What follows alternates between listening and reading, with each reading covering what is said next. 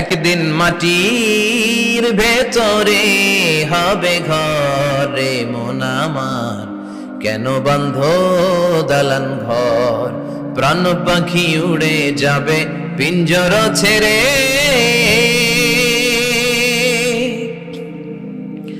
ধরা ধামে সবই রবে, তুমি যাবে চলে। বন্ধু বান্ধব যত, মাতা পিতা যারা সুত, সবই হবে তোমার পরে। মন আমার কেন বন্ধ দালান ঘর? একদিন মাটির ভেতরে হবে ঘরে মন আমার, কেন বন্ধ দালান ঘর? ঠিক কিনা? সব করে থাকবে, চলে যেতে হবে আমাদেরকে। এজন্য আখিরাতের কথা যেন আমাদের স্মরণ হয়। বিষ্ণুই বলতেন, নাহাইতুকুমান জিয়ারাতিল কুবুর, আমি তোমাদেরকে কবর জিয়ারত করতে আগে নিষেধ করতাম, কিন্তু এখন নিষেধাজ্ঞা প্রত্যাহার করে নিলাম। এখন সব সময় তোমরা কবরের সামনে যাবা আর জিয়ারত করবা। কবরস্থানে জানতো বড়ুয়া কৃষ্ণপুরের এই গ্রামের কবরস্থান আছে কোন দিকে? পূর্ব দিকে আছে, গোখরার জলের ওদিকে। যান আপনারা, একটু যাবেন, একটু গেলে আখিরাতের কথাটা স্মরণ হবে। ওখানে ছোট শিশুরা শুয়ে আছে, কিশোর যুবকরা আছে, আপনার মতো তাগড়া যুবক মুরব্বীরা আছে। এরা এই এলাকায় থাকতো, এরা আকাশ থেকে নেমে আসে না, এই এলাকার সন্তান আজ নাই। একটা সার্টেন পিরিয়ড শেষে আপনিও থাকবেন না। This is the nature of life, this is the circle of life. ছোট্ট শিশু হয়ে এসেছিলেন, শৈশব, কৈশোর, যৌবন, প্রৌঢ়ত্ব। আগে ছিলেন সিঙ্গেল, বিয়ে করে হয়ে গেলেন ডবল। এরপরে আল্লাহ আপনাকে একটা মেয়ে দিল, এরপরে মেয়েকে বিয়ে দিয়ে শ্বশুর হলেন, এরপরে ওই মেয়ের ঘরে সন্তান হতে নানা হলেন। আর কতদিন? অনেক দিন হলো তো, অনেক লম্বা সময় পেয়েছেন আপনি। Think about death. এবার যাওয়ার কথা ভাবেন, আখিরাতের সামানের কথা ভাবেন, ফিরে যেতে হবে। কি শক্তিশালী যুবক! বার্ধক্য চলে আসলে লাঠি ছাড়া চলতে পারে না। কুচকুচে কালো দাড়ি সাদা হয়ে যায়, দাড়ির শুভ্রতা, বয়সের ভার, রং ধরা যৌবন জং ধরে শেষ। ঠিক কিনা? This is the circle of life. যুবক ভাইরা, এটাই জীবন, চলে যেতে হবে, কেউ থাকতে পারবে না। ঠিক কিনা? এটা রিমাইন্ডার আল্লাহ এই সূরার ভেতরে দিয়েছেন যে তোমাদেরকে ফিরে যেতে হবে। এই লোভ লালসা ছেড়ে দাও। রব্বুল আলামিন বলেন, আলহাকুমুত তাকাসুর হাত্তা যুরতুমুল মাকাবির। ও গোলাম, দুনিয়ার সম্পদ, লোভ লালসা তোদেরকে পাগল বানিয়ে দিয়েছে। এই লোভ পাগলামি কোনোদিন তোদের থামবে না যতদিন না তোরা কবরে ঢুকবি। ঠিক কিনা? কার কথা? আল্লাহ বললেন, দুনিয়ার সম্পদ আর লোভ আর মোহে তোমরা গাফেল হয়ে গিয়েছো। আখিরাতের কথা বেমালুম তোমরা ভুলে গিয়েছো। কিন্তু আখিরাতে তোমাদের যেতেই হবে, কবরের বাড়িতে তোমাদের ঢুকতেই হবে। ঠিক কিনা? যেতেই হবে। আমরা ভুলে যাই।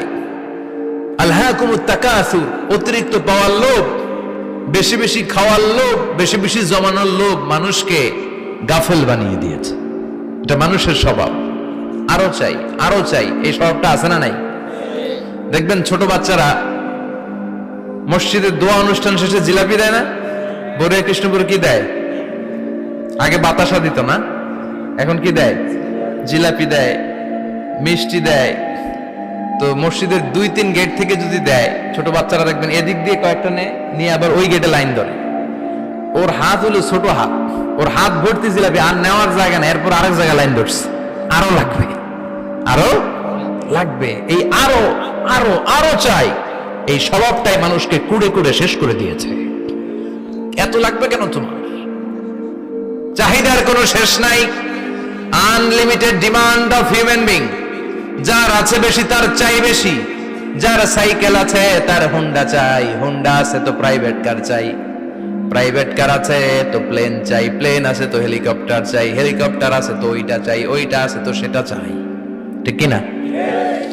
এলাকার মেম্বার যে হয়েছে চেয়ারম্যান হতে চায়, আছে না নাই? চেয়ারম্যান সাহেব এমপি হতে চায়, আছে না নাই? এমপি সাহেব মন্ত্রী হতে চায়, আছে না নাই? মন্ত্রী সাহেব প্রধানমন্ত্রী হতে চায়, আছে না নাই? কিন্তু এই দেশে সুযোগ নাই। কথা কন। এই দেশে প্রধানমন্ত্রী সিলেক্টেড। 2-3 জনের বাইরে কেউ প্রধানমন্ত্রী হতে পারবি না। ঠিক কিনা? আমার এই জীবনে তো আমি 2-3 জনই দেখলাম। বেগম খালেদা জিয়া, মাননীয় প্রধানমন্ত্রী শেখ হাসিনার ছোট্টবেলা দেখেছি এরশাদকে, আমরা তখন ছোট। তো মানুষের চাহিদার কোনো শেষ নাই, যার আছে বেশি তার চাই বেশি। এজন্য বিষ্ণু বলেছেন উনজুরু ইলা মান হুয়া আসফালা মিন, তোমার চেয়ে যে খারাপ আছে ওর দিকে তাকাও। ওয়ালা তানজুর মান হুয়া আ'লা মিন, তোমার চেয়ে যে ভালো আছে ওর দিকে তাকাও না, তোমার চেয়ে যে খারাপ অবস্থানে আছে ওর দিকে তাকাও। অনেকে নিজের অবস্থান নিয়ে সুখী না, এরকম আছে না নাই? আল্লাহ আমার এটা দিল না রে, ওইটা দিল না রে, পাইলাম না রে, কিচ্ছু হয় না, কি করব জীবন, হতাশ। আসলে আছে কিন্তু অনেক, কিন্তু শুকরিয়া নাই, ডাকাত, ঠিক কি না? নিজের অবস্থান নিয়ে সুখী না, কিন্তু অনেক লোক আছে তারা আপনার অবস্থানে পৌঁছতে চায়। তাদের দিকে তাকিয়ে দেখেন, আপনি যে অবস্থানে আছেন এই অবস্থানে পৌঁছাটা অনেকের কাছে স্বপ্ন। তারা প্রতিনিয়ত সংগ্রাম আর স্ট্রাগল করে যাচ্ছে আপনার অবস্থানে পৌঁছতে, আর আপনি এটা নিয়ে সন্তুষ্ট না। শেখ সাদির নাম শুনেছেন? বালাগাল উলা কাশাফাত দুজা, এই কবিতাটার রচয়িতা ইরানের বিখ্যাত এক কবি। উনি একবার আর্থিক সমস্যার মধ্যে দিয়ে সময় কাটাচ্ছেন, টাকা নাই, পয়সা নাই, পায়ে দেওয়ার মতো জুতা নাই। উনি খুব দুঃখ পেলেন, হায় রে, আমি ইরানের এত বড় কবি, আমার পায়ে দেওয়ার মতো জুতা নাই। দুঃখ ভরা মন নিয়ে রাস্তায় হাঁটতে বেরোলেন। হাঁটতে হাঁটতে হঠাৎ দেখলেন একটা লোক শুয়ে শুয়ে কাঁদছে, ওই লোকটার 2টা পাই নাই, পাই নাই। উনি সেজদায় পড়ে গেলেন, আল্লাহর কাছে ক্ষমা চাইলেন, আল্লাহ অনেক দিয়েছো, শুকর আলহামদুলিল্লাহ। এজন্য যেই পরিস্থিতিতেই থাকি না কেন আমরা কি পড়বো? জোরে বলেন, কি পড়বো? এজন্য কানাতু মিনাল ইসলাম, অল্পে তুষ্ট থাকার নাম হলো ইসলাম। সম্পদ লাগবে কিন্তু সম্পদের পাহাড় লাগবে না, ঠিক কি না? অল্প খান, অল্প পড়েন, অল্প জামান, অল্পের ভেতরে বরকত ঢুকাইয়া দিছে কে? দেখবেন যাদের সম্পদ অল্প তারা সুখী বেশি। জরিপে এটা দেখা গিয়েছে, অনেক সার্ভেতে এটা এসেছে, যারা সম্পদশালী এরা দুঃখী বেশি, এদের দুঃখ বেশি, টেনশন বেশি। খুব স্বাভাবিক, টাকা যার বেশি রোগ তার বেশি, টাকা যার বেশি টেনশন তার বেশি, টাকা যার বেশি ঘরে শান্তি তার কম। আছে না নাই?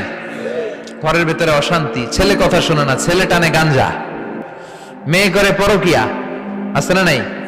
স্ত্রী কথা শোনে না, ভালোবাসা নাই, ঘরটা জাহান্নামের টুকরা। রোগ বালাই, এক একটা হসপিটাল বিল পরিশোধ করতে মাসে 5 লাখ 10 লাখ, আছে না নাই? কিছু খেতে পারে না, ডাক্তার একেবারে ডায়েট মেনু বেঁধে দিয়েছে, ডায়েট, ভেরি ডায়েট মেনু, এটা এটা এটা এটা কিছুই খাবেন না, শুধু গরু খাবেন না, খাসি খাবেন না, চিংড়ি খাবেন না, খালি ঘাস খাবেন, ইচ্ছে মতো ঘাস খাবেন, মানে ঘাস জাতীয় যত আইটেম আছে সব খাবেন, শাক খাবেন, সবজি খাবেন, সালাদ খাবেন, গরু, চিংড়ি, মুরগি, গোশত, ইলিশ কিছু খেতে পারে না।